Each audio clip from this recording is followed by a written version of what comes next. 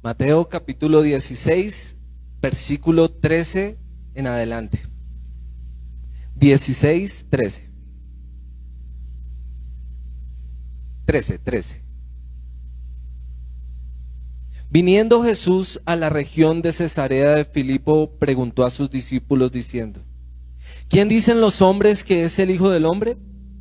Ellos dijeron: unos Juan el Bautista, otros Elías, y otros Jeremías o alguno de los profetas. Él les dijo: ¿y vosotros quién decís que soy yo? Respondiendo Simón Pedro dijo: tú eres el Cristo, el Hijo del Dios viviente. Entonces le respondió Jesús: bienaventurado eres, Simón, hijo de Jonás, porque no te lo reveló carne ni sangre, sino mi Padre que está en los cielos. Y yo también te digo que tú eres Pedro, y sobre esta roca edificaré mi iglesia, y las puertas del Hades no prevalecerán contra ella. Y a ti daré las llaves del reino de los cielos. Y todo lo que atares en la tierra será atado en los cielos, y todo lo que desatares en la tierra será desatado en los cielos. Entonces mandó a sus discípulos que a nadie dijesen que él era Jesús, el Cristo. Amén y amén. Gracias, Señor, por tu palabra.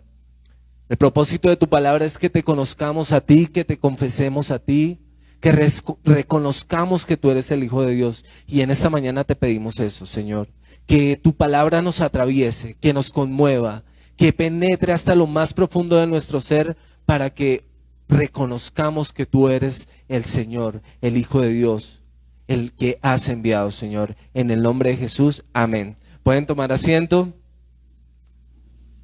Bueno, a los que no me conocen, yo soy Dani Urrego, soy el esposo de la predicadora que estuvo aquí hace un mes, más o menos, Paola Briceño. Paola, ponte de pie para que se acuerden.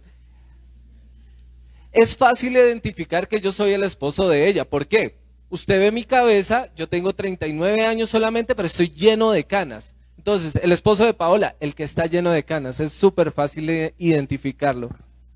¿Por qué? Porque ella me molesta mucho, no mentiras. Yo quiero que en esta mañana usted recuerde el momento de su conversión. Que usted se remonte al día que conoció a Jesús. Que usted recuerde ese día que escuchó ese versículo que lo atravesó. Que usted recuerde o esa predicación que lo conmovió, o esa palabra que alguien le dio. Yo quiero que usted recuerde ese día. Tal vez no fue el primer día que usted escuchó la palabra de Dios, que usted dijo: uy, sí, tú eres mi Salvador.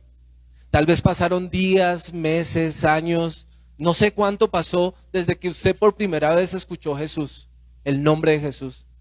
No sé cuánto se tardó usted en recibir en lo profundo de su ser al Señor Jesús. ¿Ya recordó ese momento? Los que vienen por primera vez dirán: ¿cuál momento? No, pues no ha habido momento. Pero los que ya han trasegado por el camino del cristianismo, de seguir a Cristo, hubo un momento en que tomamos una decisión de seguirlo a Él y de nunca más apartarnos de Él. Ese día que decidimos aceptarlo, tal vez dijimos: nunca más te vamos a fallar, nunca nos vamos a apartar, no voy a volver atrás. Tal vez algunos volvieron atrás, tal vez algunos le fallaron, pero siempre ha estado el Señor Jesús. Y si usted está hoy aquí es porque siguió en el camino y porque a pesar de las adversidades continuó en el camino del Señor Jesús. Este pasaje parece una serie de esas de Netflix que lo ubican a uno: Nueva York, 2011. Londres, 1990, ¿sí? Colombia, Bogotá, Colombia, 1989. Acá dice en el versículo 13, viniendo Jesús a la región de Cesarea de Filipo. Nos ubica en una región, en Cesarea de Filipo. Cesarea de Filipo, hay varias Cesareas en la Biblia, pero esta Cesarea es la que está más al norte. El Señor Jesús se ha llevado a sus discípulos a una región como 30 kilómetros arriba de donde estaba, y está como a 240 kilómetros de Jerusalén, a donde tiene que volver. Los ha llevado, se se los ha llevado a un lugar. ¿Cómo es este lugar? Es un lugar lleno de idolatría. Es una montaña, es una roca grande donde hay un lugar, una caverna llena de agua que se le llama la puerta del Hades. Ahí arrojan cuerpos los que adoran al dios Pan. Por eso usted cuando siente susto dice, tengo pánico. Esa de ahí viene, del dios Pan. Es un dios de adoración griega. Es el que es mitad caballo y mitad hombre. No, mitad hombre. Tiene cuernos, ¿sí? ¿Saben a qué me refiero? ¿Saben a qué me refiero? Es un revuelto entre hombre y allí adoraban. Y entonces lanzaban un cuerpo por esa caverna. Y si por la parte de abajo que salían aguas, salían manchadas de sangre, entonces tocaba botar otro cuerpo. Hasta que ya no saliera sangre. Porque quería decir que ya ese dios de idolatría había aceptado el sacrificio. Pero no solo adoraban a Pan, también adoraban a Baal. Pero no solamente adoraban a Baal en Cesarea de Filipo, sino que además habían construido un templo al César. Un templo que relucía desde lejos porque era un templo blanco lleno de mármol, todo adornado de mármol. Realmente Jesús los había llevado a un lugar bien difícil, a un lugar lleno de gente que no creía en el Dios de Israel, en el Dios de Abraham, en el Dios de Isaac, ni de Jacob. El Señor Jesús se los había llevado a un lugar donde solo era Él y sus discípulos. El título de esta prédica es Ábrale la puerta a otros, o abra la puerta. No sé cómo finalmente quedó, abra la puerta, creo que quedó. Dice que viniendo Jesús a la región de Cesarea de Filipo, preguntó a sus discípulos diciendo, ¿quién dicen los hombres que es el Hijo del Hombre? En el pasaje paralelo que se encuentra en Lucas, dice que Jesús estaba orando, que Jesús estaba en oración. Lucas 9:18.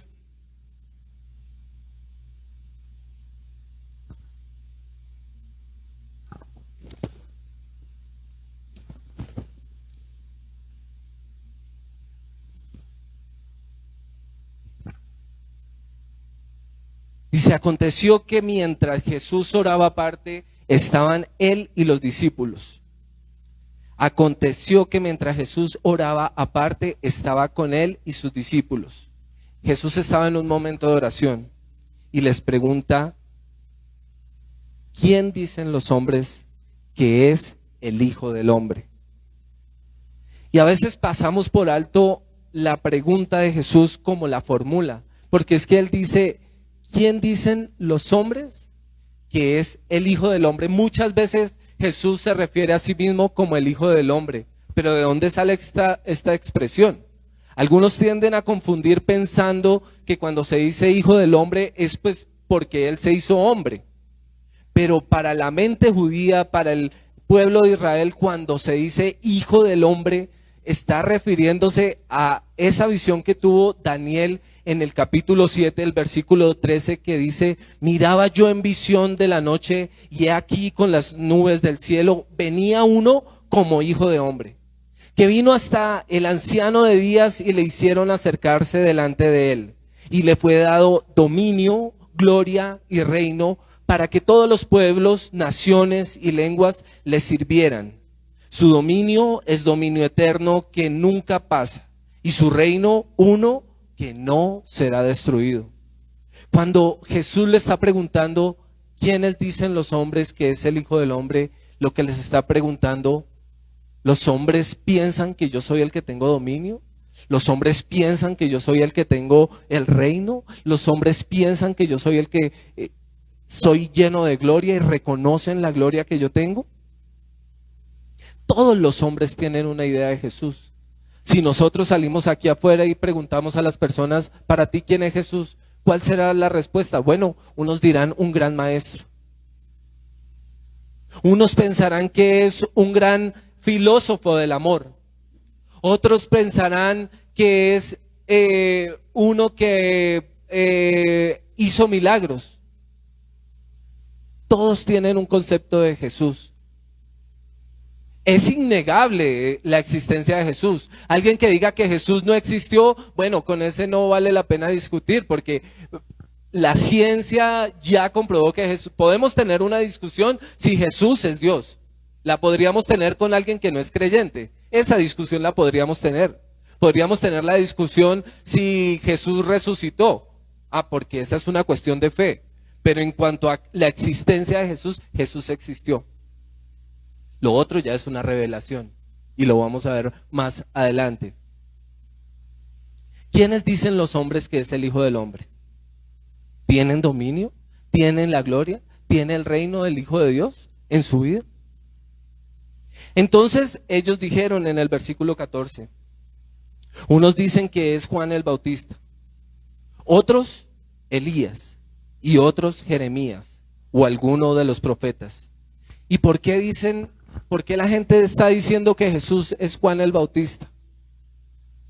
Bueno, Juan el Bautista ha creado una conmoción en Israel. Juan el Bautista ha revolucionado todo el pueblo, toda la región. Y la gente cree que, pues, no es como hoy, que uno conoce la cara de... No todos conocían la cara de Jesús. De por sí, cuando lo van a entregar, para entregarlo a los alguaciles, Judas tiene que ir y besarlo para que sepan quién es. No es como hoy que tenemos Facebook y conocemos a todas las personas. No, el rostro de Jesús era un rostro más al de cualquier otro judío de la época. Entonces creían que era Juan el Bautista.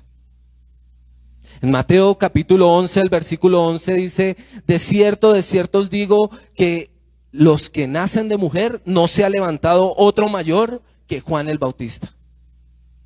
Pero el más pequeño en el reino de los cielos, mayor es que él. Le habían dado un buen estatus, sin embargo, a Jesús.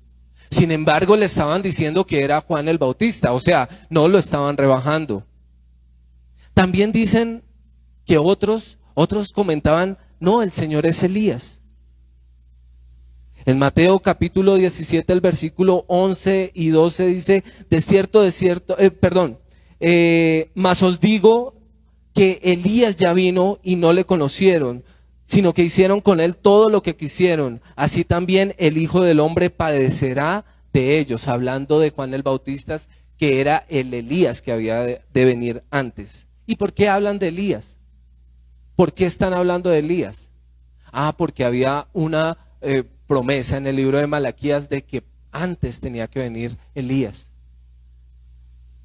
Porque estaban todos esperando al Mesías y creían que Jesús no era Jesús, sino que era el que venía antes, el profeta. Y otros Jeremías y alguno de los otros profetas, o alguno de los otros profetas.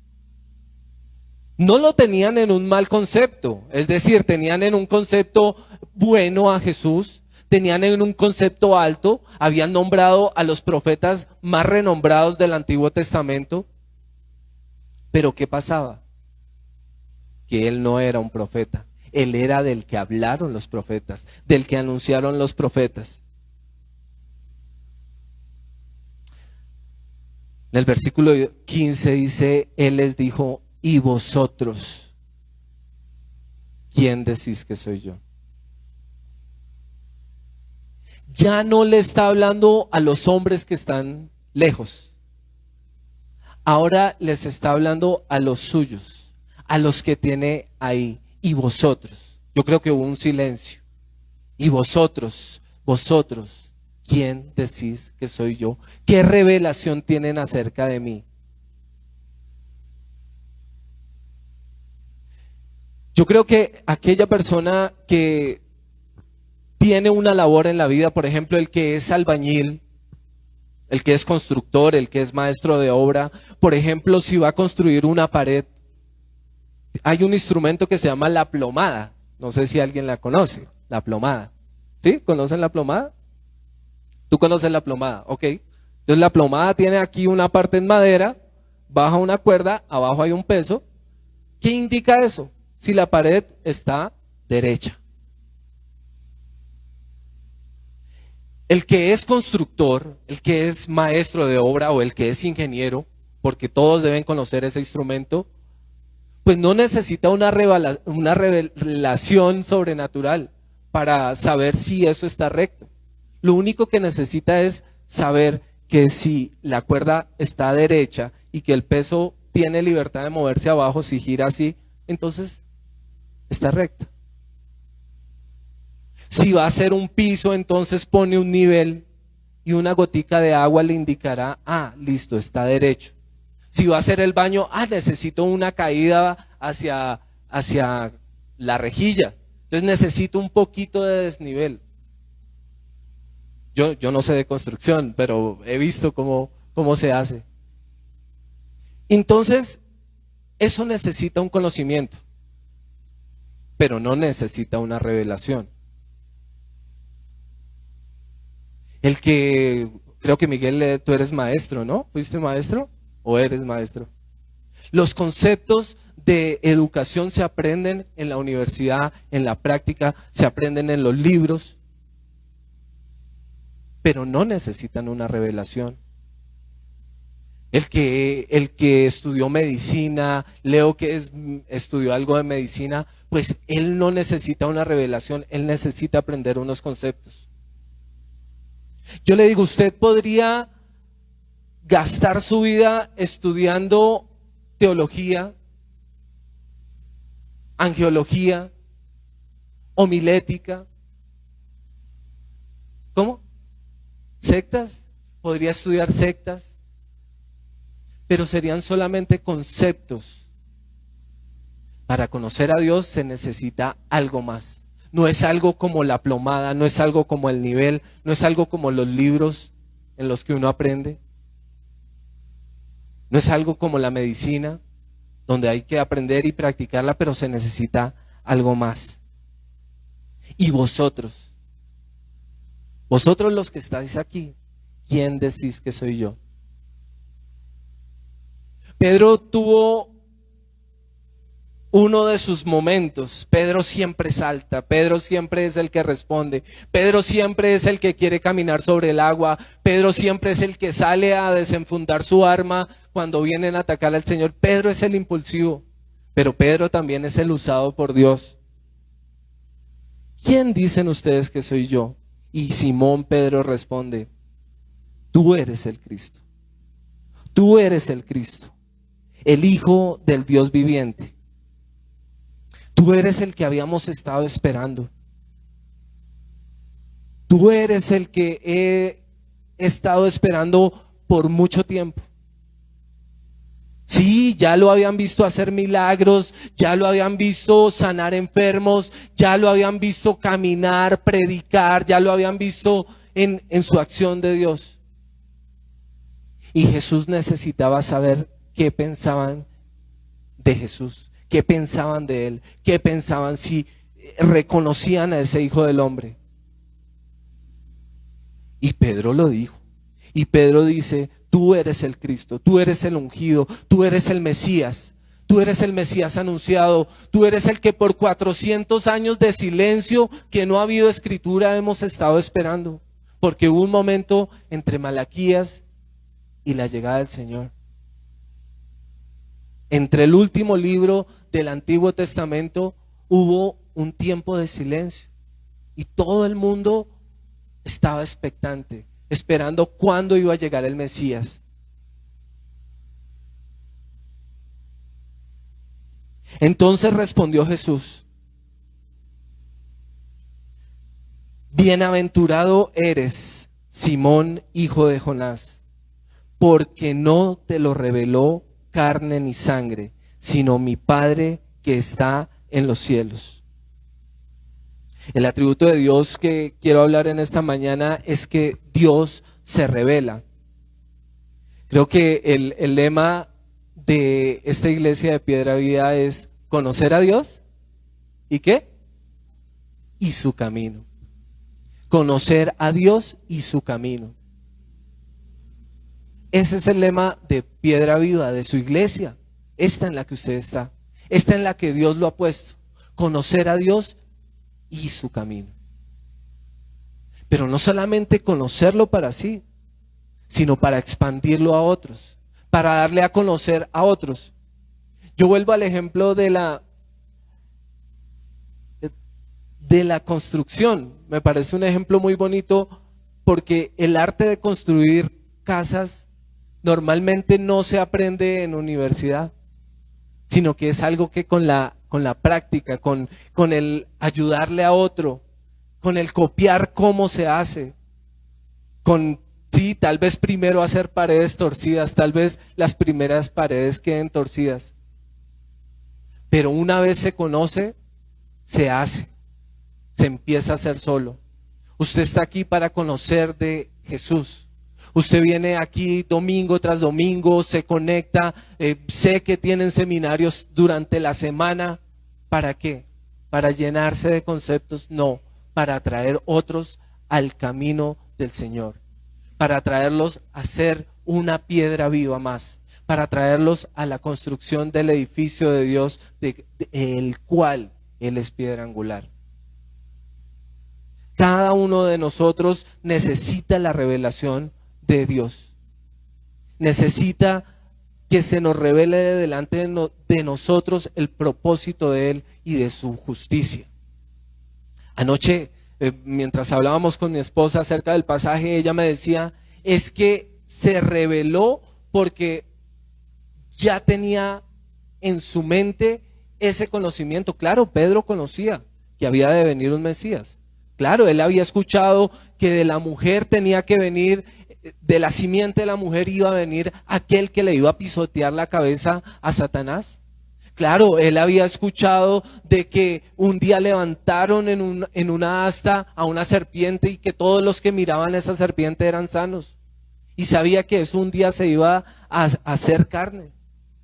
Todos esperaban el Mesías, el cumplimiento de que un niño les habría de nacer, que un hijo de Dios les habría de nacer, que un cordero tenía que morir y que humildemente iba a ir al sacrificio. Todos esperaban eso. Todos también esperaban equivocadamente, era un libertador, un soldado, un guerrero, un luchador que viniera a libertarlos de los yugos de otros imperios. Pero Pedro tuvo la revelación. Sí, él mucho tiempo estuvo esperándolo, pero ahora está siendo revelado. Dios habiendo hablado muchas veces por medio de los profetas, ahora ha venido a estar con nosotros. Habló por medio del ángel, habló por medio de profetas. Hace 8 días íbamos a hacer el devocional en familia. Entonces, mi hijo que está allá en la escuela dominical, son mellizos, tienen 5 años. Estábamos ahí reunidos en la cama. Entonces mi esposa me dice, bueno, hazles el devocional. Y yo, ok, bueno, vamos a abrir Hebreos capítulo 1, versículo 1. Amor, ¿y tú le vas a enseñar eso a unos niños de 6 años? ¿Qué te pasa? ¿Qué te pasa? ¿Cómo así que le vas a leer Hebreos capítulo 1, versículo 1? Bueno, tengo que admitir que ha sido un gran trabajo, no solo en casa, sino de los maestros de escuela dominical. Y entonces, Hebreos capítulo 1, versículo 1, si me ayudan a buscarlo. Ya lo tengo aquí. Dice, Dios habiendo hablado muchas veces y de muchas maneras en otro tiempo a los padres por los profetas. Yo empecé a leer esto y mi esposa me dice, pero ¿cómo le vas a leer eso a unos niños de 5 años? ¿Qué te pasa? No sea abusivo, hoy no comes aquí en la casa, me hace el favor y va y me lava la loza y me tiende la cama toda esta semana. ¿Me castigó? Usted no sabe los castigos que son. En la casa tenemos lavadora y tenemos tanque, sí, alberca, lavadero, de ese que los jóvenes no saben que se lavaba. ¿Tú sabías que se lavaba en lavadero la ropa? Sí, sí sabías. Pues bueno, todavía tenemos lavadero, donde usted los jeans los coge y los tiene que golpear. No, usted no golpea los jeans. Me castigó de esa manera. No, mentiras, me dice, ¿cómo le vas a explicar a los niños eso?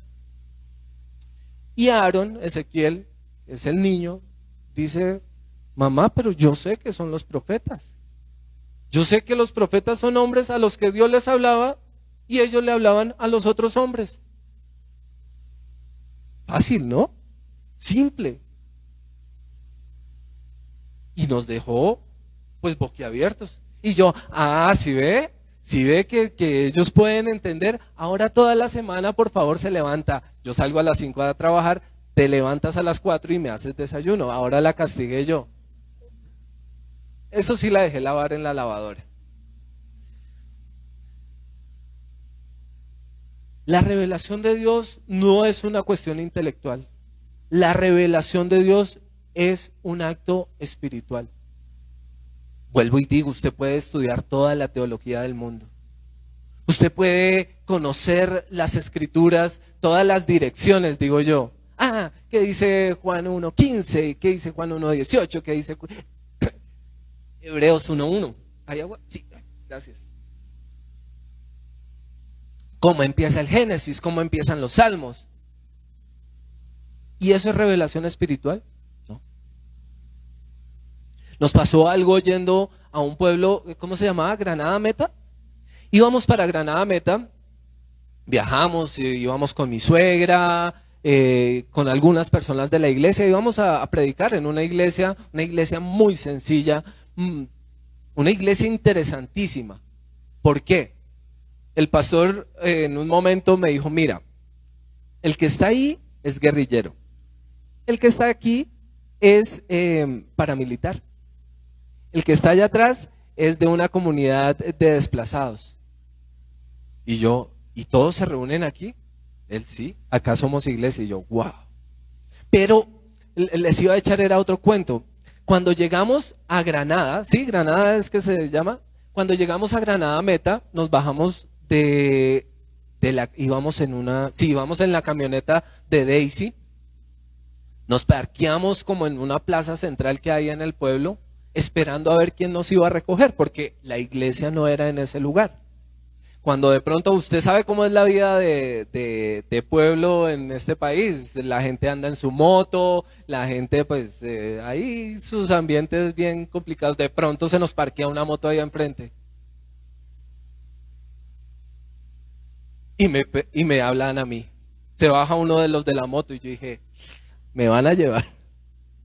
¿Qué hice? Este hombre ni me saludó, me miró, me dijo, Juan 17:3. Y yo, y esta es la vida eterna. Le dije el versículo. Este hombre quería tener la seguridad de que lo que Dios le había mostrado se cumpliera. Donde me pregunte Juan 17:5, pierdo. Me sabía 17:3, pero no me sabía 17:5. Ni 17:2. Me sabía 17:3. No me lo sabía. Pero fue increíble. Este hombre ni me saludó, o sea, se bajó de la moto. Yo dije, bueno, usted sabe cómo es el conflicto armado en Colombia. Y lo primero que hizo fue preguntarme este versículo. No sé qué hubiera pasado si no lo hubiera respondido. Como que, ustedes no son, me voy. Y nos llevaron, entonces nos condujeron hacia la iglesia, una parte alejada, y allí llevamos la palabra. Hay cosas que suceden sobrenaturalmente y de verdad, el conocer a Jesús es una acción de revelación, es un acto sobrenatural. Porque uno le predica a veces, o sea, uno quisiera decirle a la persona, oiga, es que si usted se muere hoy, se va a condenar eternamente. Bueno, ¿qué me importa? Comamos y bebamos y gocemos, porque algún día moriremos. Mientras que hay personas, por eso le decía al principio, recuerde ese momento en que usted se conmovió con un versículo, con una palabra. ¿Cómo recibió usted la palabra? ¿Cómo fue que usted recibió ese mensaje de parte de otro, esa posta? ¿Cómo fue que le fue pasado a usted el mensaje? ¿Cómo fue que usted recibió ese mensaje? ¿Qué fue lo que lo conmovió? ¿Qué fue lo que lo hizo decir, sí, yo voy a seguir al Señor Jesús por siempre? Sí, tú eres Señor. Tú vas a ser el Señor de mi vida. Bueno, no sé si todos ya lo han recibido, o no sé si hay alguno que diga, no, pues todavía no estoy seguro. Dios tiene paciencia, Dios lo espera, Jesús lo espera, hasta el día que usted tome la decisión. El problema es que no sabemos cuándo es el último momento de nuestras vidas, porque en un instante se va la vida. La vida es como si apagáramos esta luz. Es un instante. Usted se acuesta a dormir y usted duerme 8 horas y usted no sabe cuánto durmió, o 4 horas. Así es la muerte. En un instante se va la vida. Pero como dice el dicho, que nos agarre confesados. Que nos agarre. Uno quisiera, ¿cuándo sería el mejor momento para que regresara el Señor? Domingo 10, por ahí 10:20, que está la canción buena donde estoy levantando las manos, 10:20 de la mañana, horario colombiano. No, que no vaya a venir 10:20 horario de Australia o algo así. Que venga el Señor domingo 10:20 de la mañana. Que me coja confesado, que me agarre llorando, que me agarre con las manos levantadas. Ese sería el mejor momento para que regresara el Señor. Pero no sabemos cuándo va a regresar, ni la hora, ni la fecha. Nadie sabe el día ni la hora. Por eso día tras día necesitamos ir a la cruz. Necesitamos regresar a ese momento. Necesitamos regresar al momento en que lo confesamos a Él como nuestro Señor y Salvador. Necesitamos regresar al momento donde dijimos, sí, soy pecador y necesito a alguien que me perdone.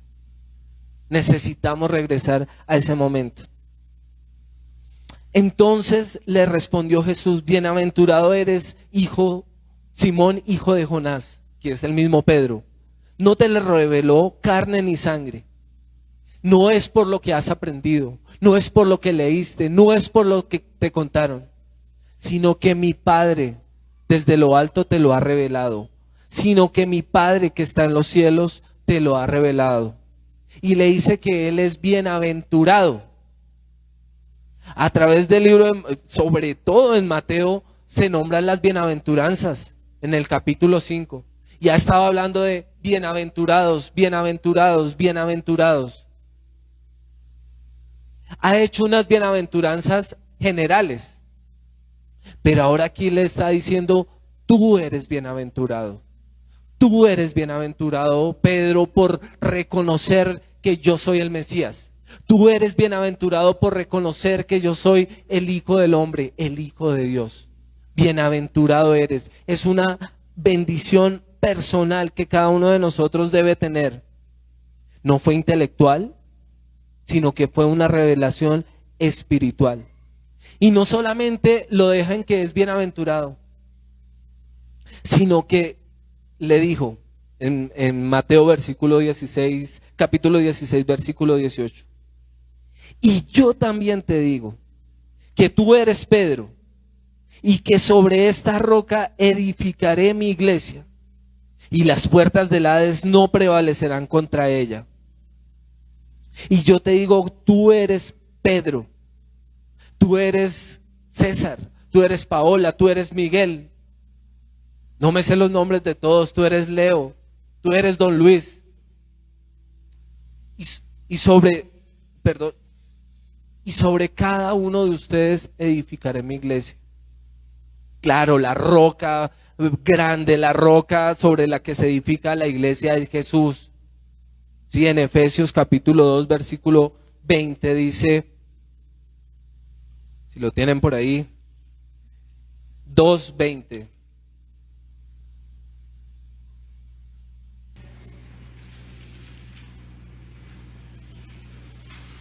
Edificados sobre el fundamento de los apóstoles y profetas, siendo la principal piedra del ángulo Jesucristo mismo. Él es la piedra del ángulo, Él es la roca principal. Piensen que el cimiento más grande sobre la que está construida la iglesia es Él mismo, Jesucristo. Pero que nosotros venimos a ser una piedra de ese edificio. Que nosotros, los que reconocemos que Él es el Señor, hacemos parte de ese edificio. Todos somos, alguien enseñaba, creo que era Tatiana, bueno, los que conocen a Tatiana, una vez enseñó acerca de la construcción de la pared y decía, miremos aquí nada más este piso. Cada tableta de este piso es distinta, no hay una tableta igual. O unas tienen unos punticos, otras están desportilladitas, o unas están por mitad, unas les falta un pedacito, son de distinto color. Así es la iglesia. Así son cada uno de los miembros de Piedra Viva. Una piedra viva, una tableta, una piedra de esta iglesia que está fundamentada en la roca angular, en la piedra angular que es Cristo Jesús. Sobre Él hemos construido la iglesia. No hablo del lugar físico. Hablo de lo que somos como comunidad. Hablo de lo que somos, que aunque no nos congregamos aquí, venimos a este lugar y nos sentimos hermanos. Yo llego aquí y sé que a cualquiera de ustedes lo puedo abrazar, porque somos hermanos en la fe, porque somos comprados al precio de la misma sangre. Fue la misma sangre la que nos lavó. Es exactamente la misma sangre. Es como si fuéramos del mismo equipo, de la misma familia. Somos una familia en Cristo. Esta mañana cuando llegué, bueno, ustedes salúdenlo, diga, Pastor Alejandro, buenos días. Pero yo le dije, hola Alejandro. Y tal vez mucho tiempo nos hemos visto esto y pocas veces hemos hablado, interactuado. Pero podemos hablar así. Hola Alejandro, hola María del Pilar. ¿Por qué? Porque somos cercanos. Hola César. Con César que hemos hablado la vez anterior y hoy. Pero es como si nos conociéramos de una eternidad y por una eternidad. ¿Qué están secreteando ahí? César y yo, ¿qué talla de pantalón eres?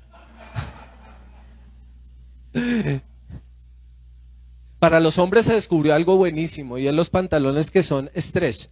Porque yo llegué a talla 34 y de ahí no pasé. Yo dije, de aquí ya me quedo. Entonces los pantalones que estiran, no importa que seamos gorditos, ahí nos mantenemos en talla 34. Somos una familia. Nos podemos reír, podemos compartir un café. Donde nos encontremos en la calle, a veces uno termina siendo más cercano a la iglesia que a propios familiares. A veces uno se termina alejando de la familia. Y lo dijo Jesús, ¿quién es mi padre y mis hermanos? Son ustedes. Mi padre y mis hermanos son ustedes. Una persona que asiste con nosotros a un grupo que tenemos con Paola, se accidentó, se cayó en una moto, tuvo un daño fuerte en su tobillo, en su mano. Bueno, las caídas de moto son terribles. Y cuando la llamé, decía, increíble. Me llaman más las personas de la iglesia, de la fe, que mi propia familia. Termina estando más pendiente de uno las personas con sus hermanos en la fe. Claro, es que esa sangre jala más. La sangre de Cristo jala más. Y termina uno reuniéndose y compartiendo más con los que han sido lavados por la sangre de Cristo. No sé si a usted le pase, a mí me pasa. Se crea la confusión en la tradición de que Pedro es la roca, ¿no? Muchos tienen esa tradición de que va a ser sobre Pedro que se construye la iglesia. Por eso el trono en el Vaticano dice que debajo del trono, donde se sienta, sí, pero ¿cómo es que se llama? Bergoglio. Bergoglio es el nombre de pila y Francisco es su nombre papal. Y dice que debajo de la silla papal está el cuerpo de Pedro. Eso es lo que indica la tradición. Y que sobre ellos es que, por eso se habla de la religión verdadera. ¿No? No. El mismo Pedro tuvo que aclarar. Decir, yo no soy la roca. Yo no soy la roca sobre la que se edifica la iglesia. Aunque cada uno de nosotros somos como una tabletica de estas y hacemos parte de ese edificio espiritual que es la iglesia de Dios. Iglesia es los que somos llamados, los que hemos sido llamados, los que hemos sido sacados del mundo a hacer la obra de Dios, los que hemos sido llamados fuera. Cada uno de nosotros es esa piedra, pero Pedro aclara, no soy yo la roca. En Primera de Pedro capítulo 2, versículo 4 en adelante dice, creo que este versículo es de esta iglesia, ¿no? Ustedes se inspiraron aquí para acercándoos a él, piedra viva, desechada ciertamente por los hombres, mas para Dios escogida y preciosa. Vosotros también, como piedras vivas, sed edificados como casa espiritual y sacerdocio santo, para ofrecer sacrificios espirituales, aceptables a Dios por medio de Jesucristo. Por lo cual también contiene la Escritura, he aquí pongo en Sión la principal piedra del ángulo escogida y preciosa, y el que creyere en él no será avergonzado. Para vosotros, pues, los que creéis, él es precioso, pero para los que no creen, la piedra que los edificadores desecharon ha venido a ser cabeza del ángulo, y piedra de tropiezo, y roca que hace caer, porque tropiezan en la palabra, siendo desobedientes, a lo cual fueron también destinados. El mismo Pedro aclara que no es él la roca, sino que Jesús está diciendo, sobre esta roca edificaré mi iglesia. Claro, con esa piedra que acaba de aceptar el mensaje, también va a edificar la iglesia. También la va a edificar con usted que aceptó el mensaje. Claro, también está hablando que sobre esa roca de idolatría que hay en Cesarea de Filipo, donde se adoran a otros dioses, se adora a Baal, se adora a Pan, se adora a César. También sobre esa roca va a edificar la iglesia, porque no hay nada que detenga la iglesia. ¿Cuánto tiempo han querido detener la iglesia? ¿Cuánto tiempo han querido detener la iglesia? ¿Cuánto tiempo han querido desaparecer la palabra? Gobiernos, reyes han querido desaparecer la palabra y no lo logran, y no lo lograrán. En cuanto a mí, he sembrado la palabra en mis hijos y hasta el último día de mi vida haré eso, sembrar en ellos. Acá está Dana, que tiene 12 años. Ella ya conoce, pero un día tendrá que tomar decisiones en su vida. En cuanto a mí, le enseñaré a mis hijos. En cuanto a usted, no sé qué va a hacer. La iglesia no se detiene, la iglesia no para. Los momentos de cuarentena, bueno, le digo, la iglesia en general está atravesando uno de los peores momentos. O sea, hablando a nivel mundial, a nivel global, la iglesia de Cristo atraviesa un momento de decaimiento espiritual, donde las personas ya no quieren congregarse, donde prefieren, los que están conectados por alguna situación de vida, de lejanía, de enfermedad, está bien, pues usted no es un impedimento mayor, pero pudiendo venir a congregarse y no viene, porque mucha gente durante las cuarentenas se acostumbró a eso, o es más, dejaron su fe. Me encontré con una mujer que hacía más o menos unos 10 años no veía, una hermana de la fe. Me la encontré en un centro médico. Y lo primero que, no como el otro hombre que me preguntó un versículo y para conectarnos espiritualmente, esta mujer se llama Mónica, lo primero que me dice es, ¿y ya invertiste en no sé qué? Y yo, no, pues estoy invirtiendo en el reino de los cielos, pero pues en esa que tú me dices, no.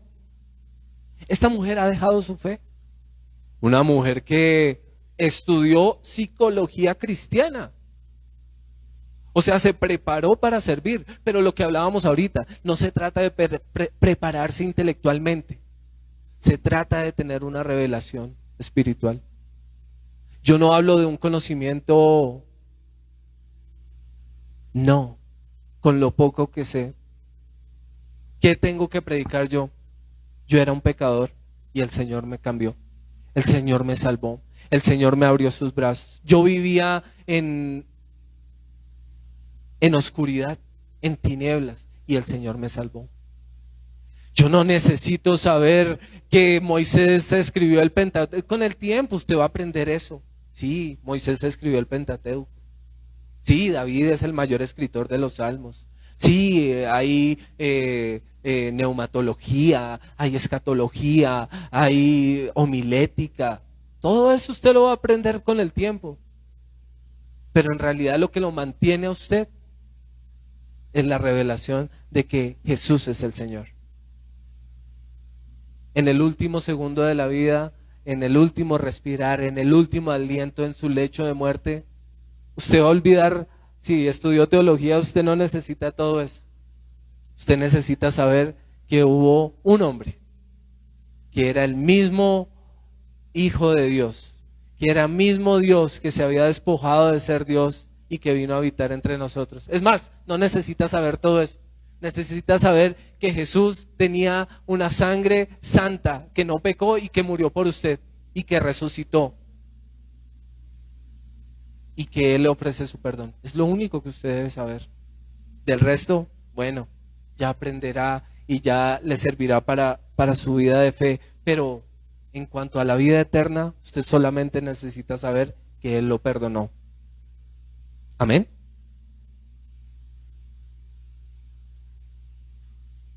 Mateo capítulo 16 en el versículo 18, para entender un poco más esto de las puertas del Hades no prevalecerán. ¿Alguien tiene palabra de Dios para todos? Sí, allá tú la tienes. Sí, tú que miraste esa verdecita. Sí, ustedes. Sí.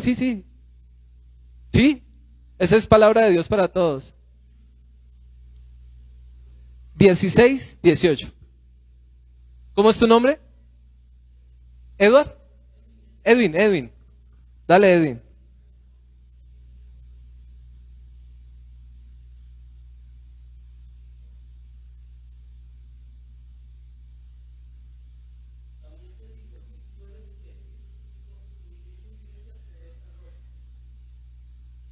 Sí.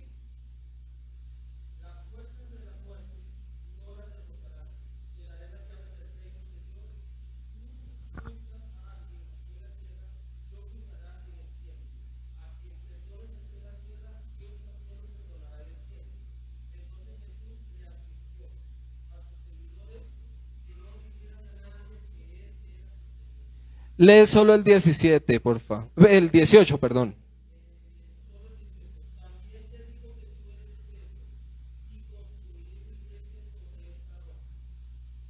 ¿Sigue? Y las fuerzas de la muerte no la derrotarán. Las fuerzas, la, las fuerzas de la muerte. Espera a ver si yo porque no. Las fuerzas de la muerte no pueden detener la iglesia. No la derrotarán. Y es que a nosotros no nos detiene la muerte física, sino que por el contrario, la muerte física para cada uno de los que cree en Jesús es simplemente el paso al paraíso y más tarde, pues la vida eterna con Él. Nada puede detener la iglesia, nada puede detener la obra de Dios. Versículo 19.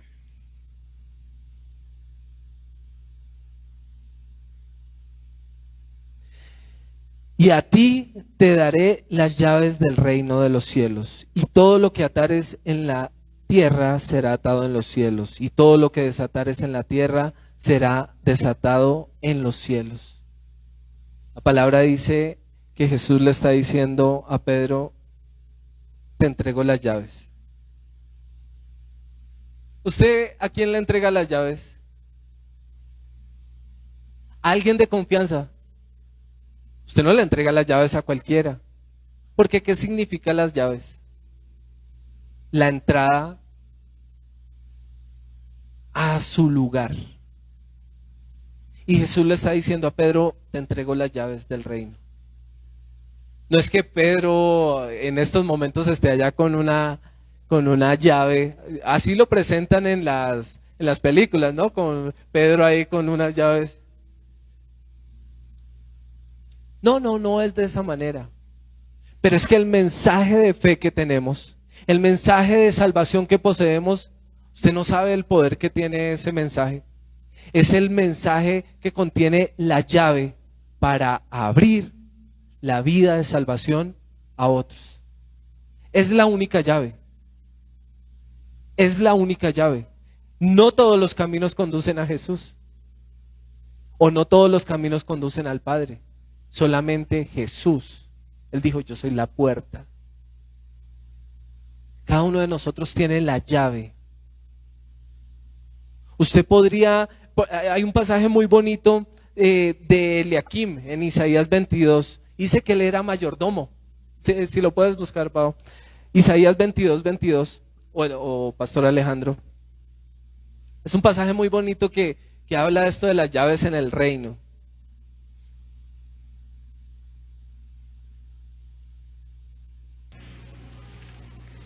Isaías 22 dice: y pondré la llave de la casa de David sobre su hombro, y abrirá y nadie cerrará, cerrará y nadie abrirá. Sigue. Y lo hincaré como clavo en el lugar firme, y será por asiento de honra a la casa de su padre. Colgarán de él toda la honra de la casa de su padre, los hijos y los nietos, todos los vasos menores, desde las tazas hasta toda clase de jarros. Cuando alguien cierra, cierra. Cuando alguien abre, abre. Eso parece filosofía pajardista.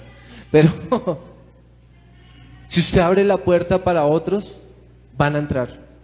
En sus manos están las llaves de que otros puedan ser piedra viva. Porque son solo ustedes los que pueden traer más salvos a su casa. Son solamente su iglesia.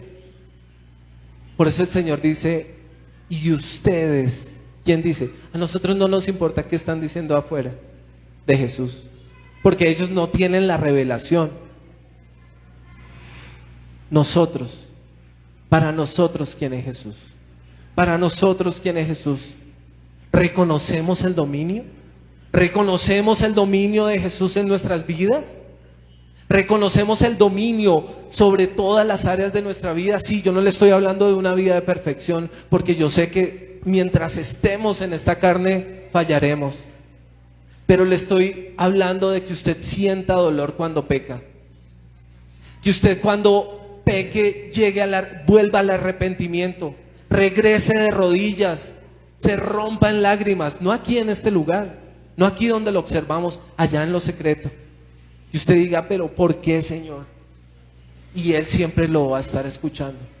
Usted le ha dado el dominio de cada área de su vida, de esa que usted falla, de esa que a usted lo afecta. Esa es la que usted tiene que entregarle al Señor. Reconoce la gloria del Señor. Reconocerle la gloria es decirle, sí, Señor, yo te valoro por lo que tú has hecho. Reconocer ese valor que Él tiene como Señor. Reconocer el reinado de Dios en su vida. Usted es esa piedra viva del edificio. Usted tiene que abrir las puertas de salvación a otros. Usted debe desatar la salvación a otros. Pero si usted cierra su boca, amarrará a otros a este mundo. Solo si usted abre su boca, estará abriendo la puerta para que otros entren. Dios le ha encomendado esa labor a usted, de llevar su palabra, de hacer a otros salvos, de hacer a otros tabletas de este lugar, de hacer a otros partícipes del evangelio, partícipes de la salvación. Para otros, locura. Para los que no creen, locura. Para nosotros, lo más maravilloso que ha ocurrido en la vida. Lo que decía Miguel esta mañana, el día más trascendental puede ser hoy. La decisión más trascendental puede ser tomada hoy. Usted puede estar tomando en este día la decisión más trascendental, y es entregarle la vida a Jesucristo. Puede ser que usted lleve días, meses, años y no ha reconocido ese dominio, ni esa gloria, ni esa honra en su vida. Tal vez usted esté aquí, pero usted aún no ha reconocido ese dominio. Y así pasa a muchos. Lo que importa es que el Señor siempre está ahí para ofrecer salvación. Cada vez hacen más falta quien pregone. Tuyo es el reino, tuyo es el poder, tuya es la gloria. Ya no hay quien pregone. Hemos convertido las iglesias en clubes familiares. Hemos convertido la iglesia en el plan del fin de semana, como ir a la ciclovía, como ir al cine. Domingo 8 de la mañana me levanto, me cambio, me voy para la iglesia. Es algo más. Esto tiene que ver con eternidad. Esto tiene que ver con arrepentimiento. Esto tiene que ver con vida de santidad. Yo sé que usted falla, vuelvo y le digo que yo fallo. Pero hablar de santidad es hablar de cada vez que fallamos, volver ante el trono de gloria, ante el trono de la gracia y decirle, Señor, perdóname, Señor, perdóname. Quebrantado y sincero, volver a ese lugar como cuando usted conoció al Señor. Por eso le dije, recuerde ese momento. Hacen falta quien lleve las llaves. La gente hoy está botando las llaves.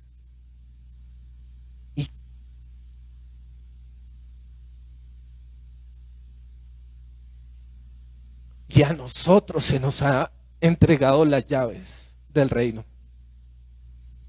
Solo a nosotros. No hay quien más abra la puerta.